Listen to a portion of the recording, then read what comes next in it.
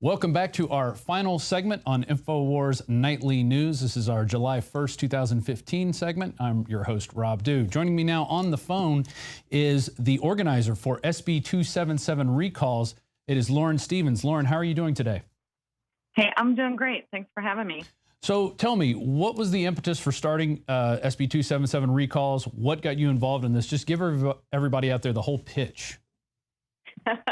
Thanks.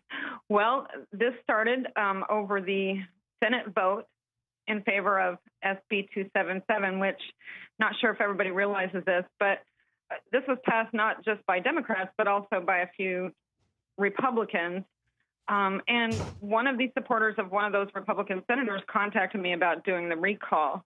And once I got on board with that, then other people started contacting me to do recalls in their district as well. So, you know, we've been pretty busy the past, 6 weeks, I guess it is, trying to get some of these recalls initiated. And, you know, it takes a while. It takes about a month or so to actually get to the certification process through the state. And what will happen when you recall a senator? Well, how does that process work, and how long would it take from the initiation of it to actually get them removed from office? Well, here's how it works in the state of California, which, you know, I was involved in some recalls in Wisconsin, and California actually has a much better and more efficient system, believe it or not. What happens here is that initially you'll do an intent to recall notice. So we have to get 40 to 60 signatures from people in whatever district. We serve the intent to recall on the lawmaker, senator, or assembly person. They have 7 days to come up with a response. Once that happens, we have to file all this stuff in the newspaper. We have to publish it in the newspaper, which is very expensive. It's like a quarter-page display ad, so they're not cheap. Once that happens, then we have to draft a recall petition. And then the state has, I'm not sure the timeline, but the state has to certify that. Once that is certified, then we get the green light to start. And from there we get, I think it's 160 days to get the amount of signatures. And the number of signatures is all listed on our website, so people can kind of get an idea of, you know, some districts are much tougher than others, and some are much easier than others to get the signatures, much lower signature amount.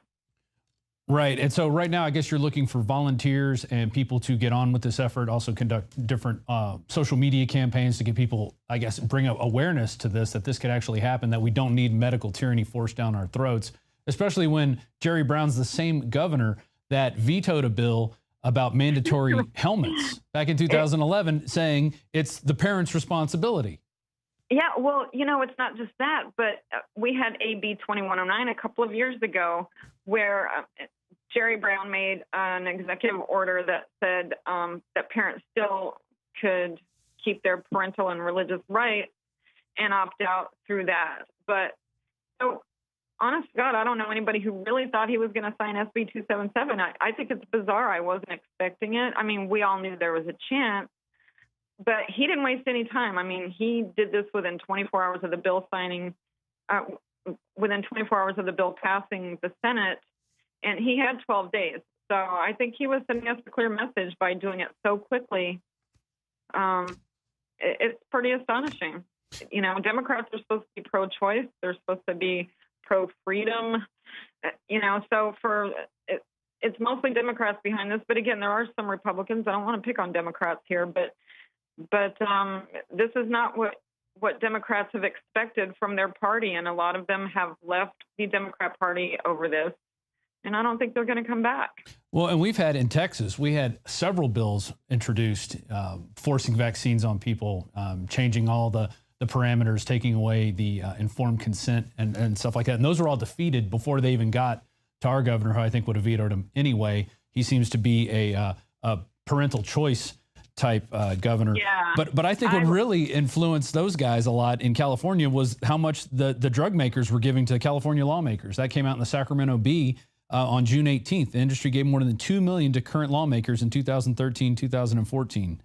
And well, not only was there that money, but in some cases, they were whining and dining these lawmakers and donating to them as well. So one of the lawmakers, they actually found out that him and his wife did this trip to Hawaii. They had this really nice, expensive dinner at this really nice restaurant with somebody from the pharmaceutical company. I mean, this is what's going on. So these guys are supposed to be representing us, and that's all they're supposed to be doing. So for this to even pass, trust me, there's going to be some huge backlash. Well, you know, you look at people like Richard Pan got 95,000, Assembly Speaker Tony Atkins 90,000. I mean, these are substantial amounts of money that these guys are getting, and so of course you could see why they sell out, but that's not why they're put in that position. They're put in that position to actually stand up for the rights of the people, not for these giant corporations who just, for them, it's a game changer for them. They can just force as many vaccines as they want on people.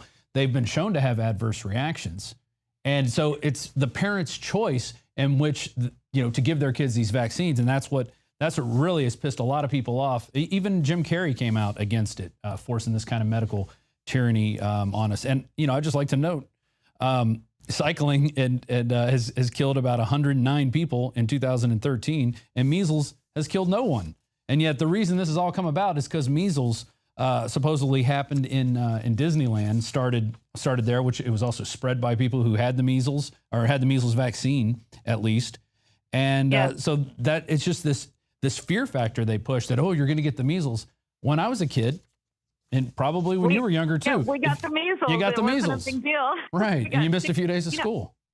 You know, they also have a mandatory chickenpox vaccine. It's like, wow, who didn't have chickenpox? I mean, even watch the Brady Bunch. The whole family had chickenpox. And in fact, when one kid would get it, you'd throw all your other kids in the same room and make them all get it at the same time and be done with it. So yeah. I was the last kid in my family to get it, and I got the worst case of it. I had the scars on the soles of my feet.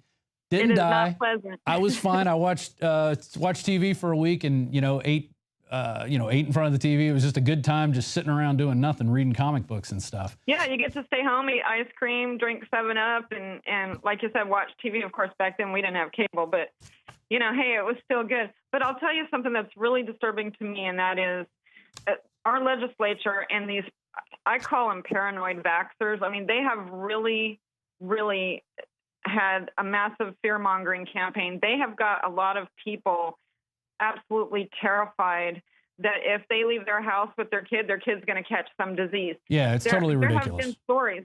There's stories, I think, on the the LA Times did a story on several ladies who stated, they did actual interviews with their real names, so this wasn't fake. These women would not take their kids to the playground. They would tell people, if your kid's not vaccinated, I don't want your kid around me, right? Around my kids. I mean, they are really frightening a lot of people. And that's really sad. They call us crazy. They call our side crazy. We're not crazy like that. We are not. No, we actually read the medical inserts that are provided by the companies that say these things cause problems, and don't take them if you're pregnant, especially. Hey, finishing up real quick, we're about to run out of time. You have some breaking news that you're working with a former gubernatorial candidate of California. Yes, actually, I am now working with Tim Donnelly. He's a former assemblyman here in the state of California, and he also ran for governor in 2014. We have decided to start the referendum process. Mr. Donnelly filed that this morning with the Attorney General's office, and it's already on their website. We had to roll this out pretty quickly because some pro-SB 277 people we're actually in the process of organizing what I would call a sham referendum, where they would soak up all the donor money, they would take all the volunteers away from our recall efforts because they're trying to actually save the politicians who are under recall. It's very shady and very sneaky. Now, that sounds like a Monsanto tactic. They definitely learn from them. Lauren, thanks for joining us. You can find out more information, sb277recalls.com. Get involved. This is solutions. This is what it's all about. You have to get in the game if you're going to make any changes over here. That's the only way this stuff is going to work out. So California, SB277 recalls, sb277recalls.com. And that's going to do it for tonight's show. I'm your host, Rob Dew. It's been a pleasure doing the first day of the month here in July. We are already halfway done with 2015, and it has definitely turned into a humdinger of a year. You can find us here every weekday night, 7 p.m. Central. Please consider becoming a member of prisonplanet.tv. It is a great way to help fund everything you see here. Everything is funded by PrisonPlanet.tv. So we thank our members out there, and we'll see you next time.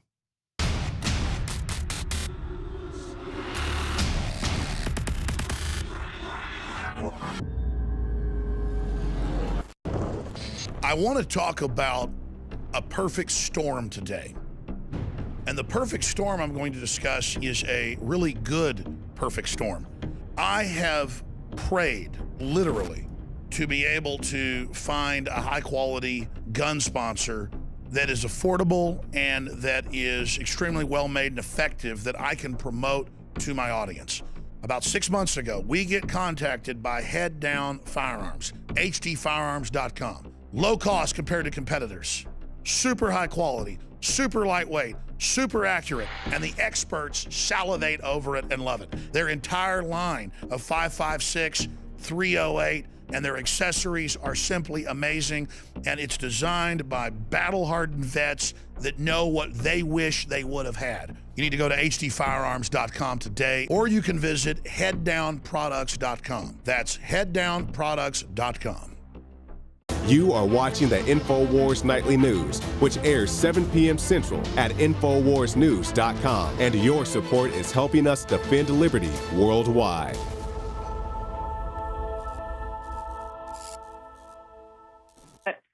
This was passed not just by Democrats, but also by a few Republicans. And one of the supporters of one of those Republican senators contacted me about doing the recall. And once I got on board with that, then other people started contacting me to do recalls in their district as well. So, you know, we've been pretty busy the past, 6 Moved from office. Well, here's how it works in the state of California, which, you know, I was involved in some recalls in Wisconsin, and California actually has a much better and more efficient system, believe it or not. What happens here is that initially you'll do an intent to recall notice. So we have to get 40 to 60 signatures from people in whatever weeks, I guess it is, trying to get some of these recalls initiated. And, you know, it takes a while. It takes about a month or so to actually get to the certification process through the state. And what will happen when you recall a senator? Well, how does that process work, and how long would it take from the initiation of it to actually get them removed? Hey, I'm doing great. Thanks for having me. So tell me, what was the impetus for starting SB 277 recalls? What got you involved in this? Just give everybody out there the whole pitch. Thanks. Well, this started over the Senate vote in favor of SB 277, which, not sure if everybody realizes this, but